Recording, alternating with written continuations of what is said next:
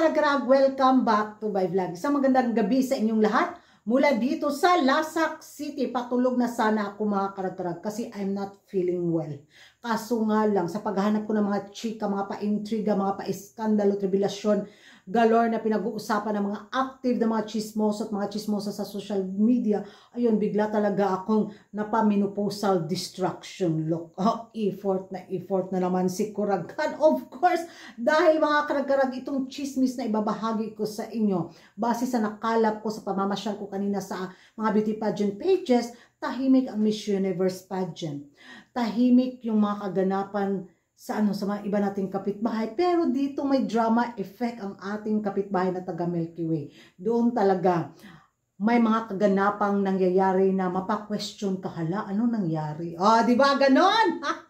Wala nga mga karag-karag, ang mga drama effect galore na pinagchichismisan ng ating mga kapitbahay na taga Milky Way, na kung saan napalive ang National Director ng Miss Grand Indonesia, na kung saan nagpalabas ito ng kanyang saloobin, ng kanyang hinanakit, ng kanyang pagkadismaya, ng kanyang kapaguran. Habang nagbabasa ako sa mga comment section bitaw para matranslate ko yung mga pinagchichismisan nila, nako, sabi ng mga beauty pageant lovers, sa mga supporters ni Maring Jade Medela, na kung saan kailangan niyang bitiwan yung iba mga prangkisa na kanyang bitiwan yung mga ibang prangkisa na medyo hindi nakakuha ng maraming sponsor para hindi daw malugi ang mga negosyo ni Maring Jade Medela.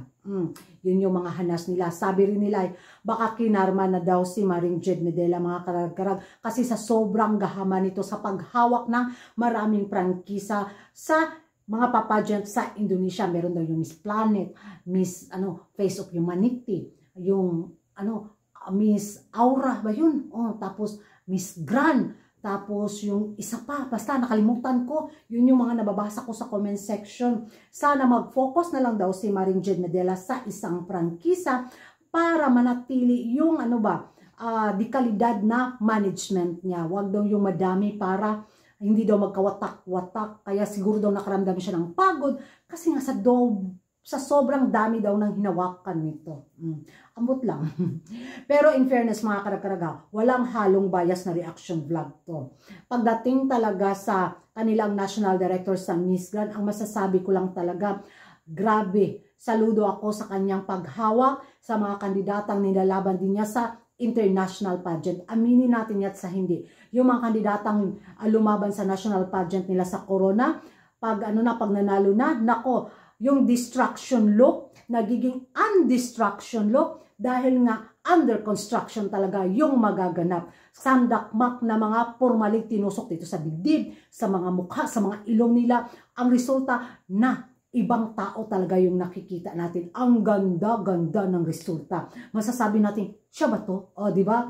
At pag lumaban na sa international stage, talaga namang mga biga-bigaon din ang rampahan, di ba? Sa training ni Maring Jade Medela. At aminin natin yan sa hindi pipitsugin yung mga paggaon na pinapasuot niya sa kanya mga kandidata sa international pageant. Pinaghirapan talagang tahiin at idisenyo ni Maring Jade Medela, mga karag-karag. Yun yung talaga nakakabilib sa kanya. At yung emosyon din niya, yung suporta niya pag nanood siya sa kanyang laban, sa kalaban ng kanyang kandidata, nako, aatakihin din siya. Grabe yung saya, grabe yung lungko na mapaiyak na siya. Hindi mo alam na talaga masasabi mo, beauty pageant lover siya. Siguro ganun lang yung obsessed niya sa paghawak sa maraming prangkesa, kaya hindi nahihirapan siyang hawakan or nakaramdam siya ng pagod.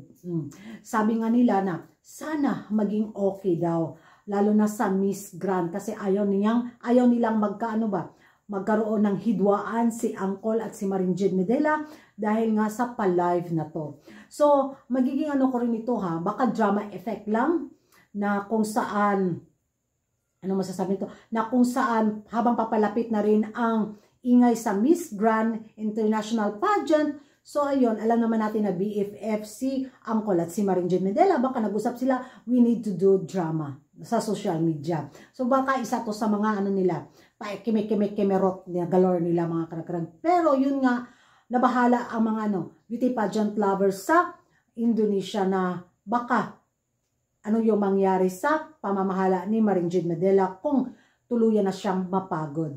So, may nabasa akong comment doon mga karag-karag na kung saan ang ganda ng kanyang explanation. Sabi niya kay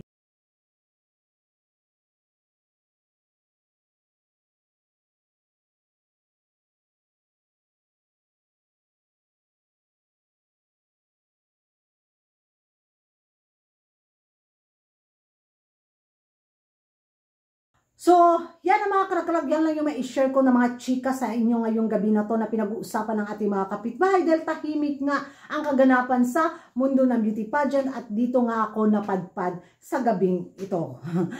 Thank you for watching mga karag-karag at kung hindi ka pa nakapag-subscribe sa YouTube channel ko, don't forget to like and subscribe Kuragan Karag, ang babaeng lagi nagkarag-karag and be safe everyone. Nako, ang lakas ng bagyo.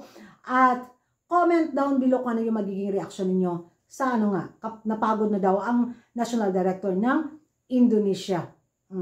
Diha na mo. Good night.